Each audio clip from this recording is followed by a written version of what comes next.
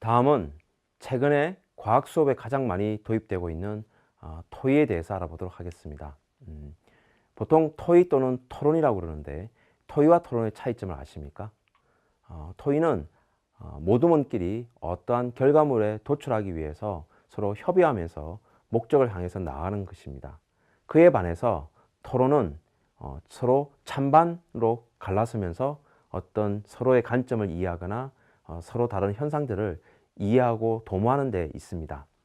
따라서 이 토의 토론은 진행 방식은 똑같지만 결과물에서 조금 차이 난다고 볼 수가 있습니다. 어떤 공통적인 의견을 모으는 것이 토의고, 토론은 서로의 입장을 이해하는 것입니다. 자, 그렇다면 이 토의법에는 어떤 유형들이 있을까요? 일단 개방성 정도에 따라서 달라질 수가 있습니다. 교사가 주도해서 어떤 결과를 요구하는 교사 주도 토의가 있을 수 있고, 그리고 학생들이 주도해서 학생들 나름의 결과를 내는 형태가 있을 수가 있습니다. 교사 주도할 때는 개방성이 조금 떨어지겠지만 학생들이 주도할 때는 개방성이 굉장히 커질 것으로 예상이 됩니다. 또 다른 유형을 분류하는 방법에는 운영 방식에 따라 있습니다.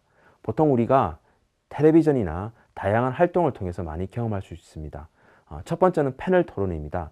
TV 프로그램에서 보통 많이 나옵니다. 사회자가 가운데 있고 양쪽에 찬반 의견을 가진 사람들이 나와서 서로 이야기를 주고받는데 이 사회자가 그 내용을 조절하게 됩니다.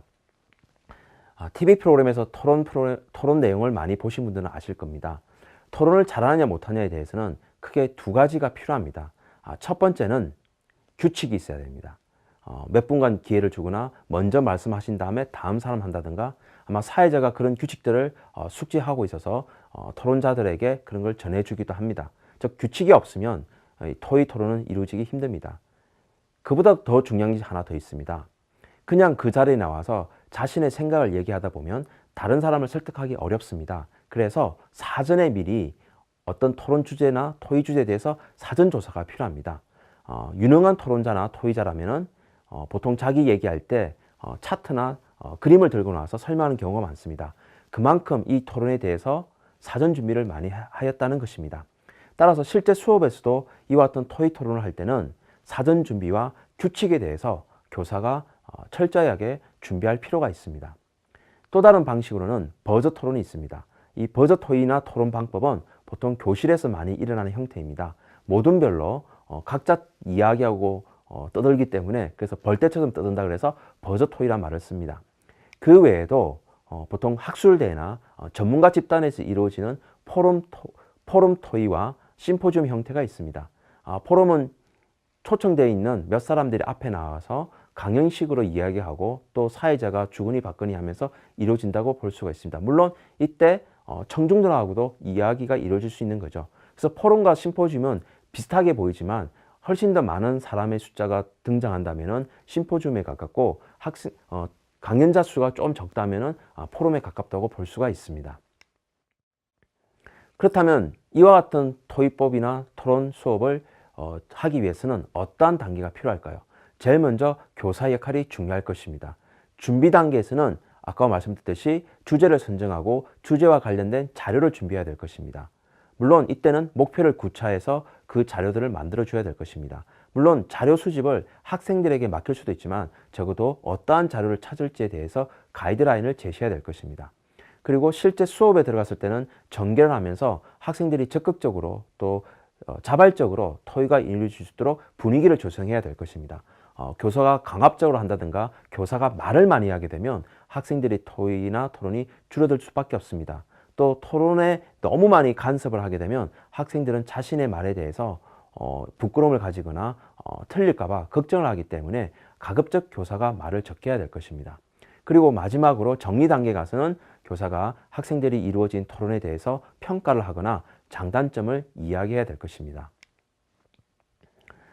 토의법을 진행될 때는 먼저 도입 단계가 있습니다. 도입 단계에서는 교사가 사전에 준비했던 토론의 목표와 그리고 필요성에 대해서 알려주고, 그리고 그 다음에서는 어떻게 토론을 진행할 것인가에 대한 규칙을 알려줘야 될 것입니다. 이거를 명료화 단계라고 합니다.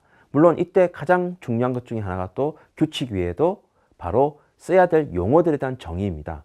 보통 우리가 토론을 하다 보면 서로 다른 용어를 쓰거나 같은 용어를 쓰더라도 다르게 이해하기 때문에 생기는 오해들이 굉장히 많습니다.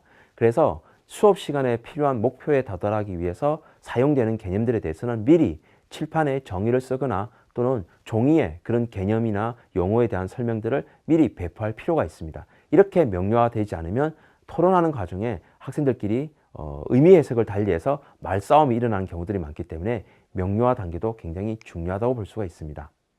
이제 토론이 진행이 되고 나면 학생들이 그 목표에 달성하기 위해서 어느 정도 규명을 하게 됩니다. 물론 토의를 통해서 토론을 통해서 이루어지겠죠. 일반적으로는 토론 과정을 통해서 그 다음에 토의가 이루어지는 형태가 많이 이루어진다고 볼 수 있습니다. 학생들끼리 각자 가지고 있는 생각들을 이야기하다 보면 찬반이 갈라지거나 논쟁거리가 되겠죠. 그렇지만 어떤 목표에 도달하기 위해서는 그 논쟁거리 부분들을 점차 줄여가면서 협의점에 도달하게 될 것입니다.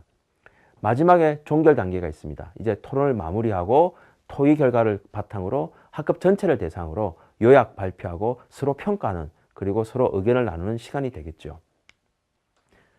다음은 역할놀이에 관한 얘기를 해볼까요? 학생 참여 중심 수업이 되면서 굉장히 기대되는 부분 중에 하나가 바로 역할놀이입니다. 이거 역할놀이는 학생들이 직접 참여하는 형태고 교사는 그 역할놀이가 진행되도록 하는 일종의 사회자 역할을 하기 때문에 학생 참여도가 굉장히 높을 것으로 예상이 됩니다. 역할놀이를 통하게 되면 학생들은 자신의 감정을 알게 되고요. 또 자신의 태도, 가치 이런 부분에 대해서 인식을 하게 되어서 결국 통찰력을 가지게 됩니다. 역할놀이를 하게 되면 여러 가지 장점들이 있습니다. 일단 다른 입장에서 다른 관점에서 살펴볼 수 있고요. 또 역할을 바꾸는 과정, 심리학에서 보통 사이코 드라마라고 그러는데 역할을 바꿈으로 해서 그 사람의 입장에서의 어떤 감정, 감성을 느낄 수가 있습니다. 또 다른 형태의 역할놀이에는 또 인터뷰가 있습니다. 인터뷰를 해보게 되면 본인이 어떤 말을 할 수 있는지 그리고 본인의 지식이 어느 정도인지 본인이 가치가 무엇인지 대해서 이야기를 할 수 있어서 초인지를 발달시킬 수 있는 그런 효과를 볼 수가 있습니다. 역할놀이를 진행하는 수업 절차는 보통 첫 번째는 분위기를 조성해야 됩니다. 왜냐하면 학생들에게 역할을 줬을 때 굉장히 어색해하거나 익숙하지 않기 때문에 적극적으로 나서지 못하기 때문에 이 역할놀이를 참여할 수 있는 분위기를 만들어주는 것이 좋습니다. 이 분위기를 만들기 위해서는 문제를 정확하게 이야기하고 안내할 필요가 있고 또 문제에 대한 이야기를 해석하고 문제점을 탐색할 수 있는 기회를 제공하고 또 역할극에 대해서 충분히 설명이 이루어져야 학생들이 적극적인 참여를 이룰 수가 있습니다. 이렇게 분위기를 조성하고 난 다음에는 참여자를 선택해야 됩니다. 물론 학생들이 자발적으로 제가 할게요 라고 하기도 힘들겠지만 어쨌든 역할들에 대해서 충분히 입장을 설명하면 그 역할에 대해서 하고 싶다는 학생들이 나타날 수가 있습니다. 그래서 역할에 대해서 분석한 이후에 그 연기자를 학생들이 스스로 자발적으로 신청하도록 해야 될 것이고 만약 그러지 못한다면 교사가 적절한 학생에게 선정을 하도록 해야 할 것입니다. 이제 참여자가 만들어졌으면 이제 배우가 정해졌죠. 배우가 정해졌으면 이제 무대가 필요합니다. 이 무대라고 해서 특별히 무대 장치를 하기보다는 행동을 할 수 있는 범위를 정해주고 그 범위만큼에 해당한 이후의 공간을 학생들을 뒤로 물린다든가 책상을 이동한다든가 해서 공간을 마련해 주는 것이 중요할 것입니다. 그리고 나서 다시 그 무대 위에서 그 역할을 맡은 사람이 어떠한 행동을 할 것인가에 대한 설명을 해줘야 되고요.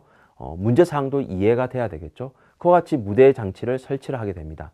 그리고 나서 이제 진행이 되겠죠. 물론 이때 진행이 될 때 역할에 대해서 참관할 필요가 있습니다. 역할놀이는 모든 학생이 참가하기보다는 소수의 학생이 참가할 경우가 많기 때문에 나머지 학생들은 참관자로서 무엇을 관찰하고 무엇의 의미를 부여할 것인가에 대해서 결정을 해야 됩니다. 그래서 관찰 과제를 만들어주는 것이 필요할 것입니다. 이제 학생들이 실현을 합니다. 역할극이 시작되고 역할극이 유지가 됩니다. 물론 사전에 교사가 역할극에 대해서 대본을 준비해 온다든가 관련된 자료를 준비해 오게 되면 학생들이 그 대본 따라 할 수도 있고 또는 자료를 보고서 자기 나름의 입장을 얘기할 수 있습니다. 그건 역할극에 따라서 역할놀이의 수준에 따라서 달라질 수가 있습니다. 그렇게 역할극이 끝나고 나면 이제 전체적인 토의와 평가가 필요합니다. 역할극에 참가했던 학생들뿐만 아니라 참관자로서 있었던 학생들도 그 내용에 대해서 이야기하고 그 다음에 현실적인 방안, 가치에 대해서 이야기하게 될 것입니다. 여기서 중요한 것은 원래 다루었던 목표에 대해서 초점을 두고 서로 토론하는 시간을 가지는 것이 중요할 것입니다. 이렇게 순차적으로 이론적으로 설명하면 되게 쉬워 보이는 것 같지만 실제적으로 좀 더 구체적으로 알아볼 필요가 있습니다. 역할극이 끝나고 나면 이제 역할극에 참여했던 학생하고 그리고 참관자로 참여했던 학생들이 모여서 함께 그 역할극에 대해서 이야기를 해야 될 것입니다. 물론 역할극에 참여했던 학생들은 그 입장에서 어떤 느낌이 있었는지 그리고 어떤 의미가 있었는지에 대해서 이야기할 것이고 참관자들은 그 현실성에 대해서 이야기해 봐야 될 것입니다. 물론 이때 가장 중요한 초점은 처음에 내세웠던 학습 목표에 대해서 서로 토론해 보는 것입니다. 마지막 단계에서는 경험들을 서로 공유해서 일반화해서 우리가 다루었던 문제가 앞으로 어떻게 우리가 헤쳐나갈 것인지 또는 그 행동에 관해서 일반적인 원칙에 대해서 탐색해보는 기회를 가지게 될 것입니다. 이상과 같이 역할놀이 수업에 대해서 한 7개 단계로 알아봤는데요. 좀 더 구체적인 예를 들어서 한번 설명해 보도록 하겠습니다. 제가 보통 수업 시간에 하고 있는 활동 중에 하나가 생태계 평형놀이가 있습니다. 이 생태계 평형은 보통 뭐 사자와 가젤이라든가 여러 가지 서로 천적이 되는 동물 간의 관계가 되겠죠. 제가 수업을 할 때는 생태계 평형에 대해서 여러 가지 정보를 제공합니다. 이 부분이 바로 분위기 조성에 해당하는 부분입니다. 그리고 사자와 가젤에 관한 이야기들을 함으로써 학생들에게 아프리카를 연상시키게 만드는 거죠. 그래서 분위기가 조성된 다음에 학생들에게 역할극에 대한 어떤 역할을 부여하게 됩니다. 제가 하는 수업은 모든 학생이 역할이 주어집니다. 그래서 일부 학생은 사자가 되고 일부 학생은 가젤이 되고 일부 학생은 먹이가 됩니다. 그래서 세 그룹을 줄을 세운 다음에 이 가젤이 사자를 뚫고 지나서 먹이에 도달하게 하는 거죠. 그렇게 한번 지나갈 때마다 살아남는 가젤과 살아남지 못하는 사자에게 잡히는 가젤이 생기고 사자에게 잡힌 가젤들은 다시 사자가 되고 먹이를 취득한 가젤은 그 먹이와 함께 다시 가젤이 됩니다. 이런 식으로 한 번 지나갈 때마다 1년, 두 번 지나갈 때마다 2년, 3번, 3년 이렇게 한 10년 정도 왔다 갔다 하면 사자와 가젤의 숫자가 바뀌게 됩니다. 그걸 그래프로 나타내 보면 생태계 평형점에 도달하게 되는 거죠. 여기까지가 이제 충분히 무대 설치와 그리고 실제 시연이 이루어졌다 볼 수가 있습니다. 그런 다음에 교실에 와서는 이제 토의와 평가를 하게 됩니다. 왜 생태계 평형에 도달하게 되었는지를 서로 이야기하면서 그리고 서로 다른 관점에서 얘기해 보도록 합니다. 저 같은 경우는 보통 그걸 음악적 관점에서 또는 국어적 관점에서 영어적 관점에서 한번 이야기해 보게 하거나 또는 사회적 관점에서 과학적 관점에서 이야기해 보도록 합니다. 그와 같은 경험을 서로 공유해서 이거는 사회적으로 어떤 의미가 있다. 과학적으로 어떤 의미가 있다. 사회적으로는 이제 수요와 공급에 관한 이야기가 되겠죠.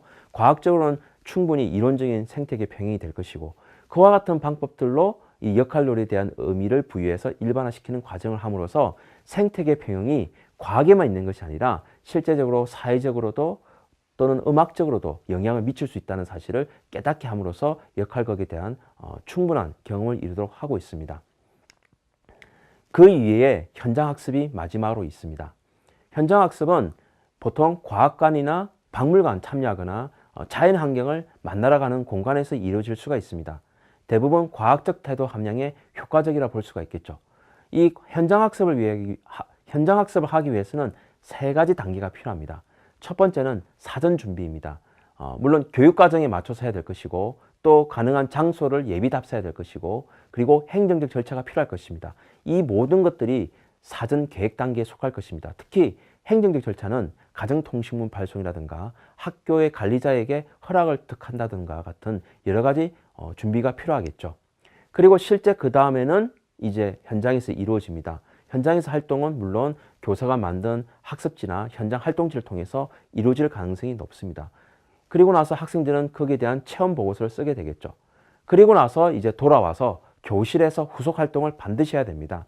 지금 현재 학교에서 이루어지는 현장 학습은 사전 준비하고 현장 활동은 잘 이루어집니다. 그렇지만 후속 활동이 잘 이루어지지 않습니다. 후속 활동을 반드시 해야 그 현장 학습에 대한 의미를 부여할 수 있습니다. 후속 활동으로 대표적인 것은 체험 보고서를 서로 발표해 본다든가 체험 보고서 발표 대회를 가진다든가 같은 형태를 통해서 후속 활동을 이룰 수 있다고 보여집니다. 마지막으로 문제 중심 학습이 있습니다. 문제 중심 학습은 실생활과 관련된 문제를 중심으로 이루어지는 것으로서 보통 문제에 대해서 우리가 정의를 해야 될 것이고 그 다음에 참여하는 학생들은 능동적으로 적극적으로 참여해야 될 것이고 교사는 안내자로서의 역할을 해야 될 것입니다. 이 문제 중심 학습은 앞서서 배웠던 과학적 탐구 부분에서 잠시 다루었기 때문에 여기서는 간략하게 문제 중심 학습도 학생 참여에 관한 수업으로서 활용될 수 있다는 점만 이야기하도록 하겠습니다. 이상과 같이 다양한 교사학습 방법에 대해서 알아보았습니다. 오늘 다루었던 내용들은 대부분 학생 참여 중심에 꼭 필요한 수업 활동들입니다. 앞으로도 이와 같은 내용들을 열심히 찾아보고 자료를 조사해서 적극적으로 수업에 활용할 수 있기를 기대해 봅니다.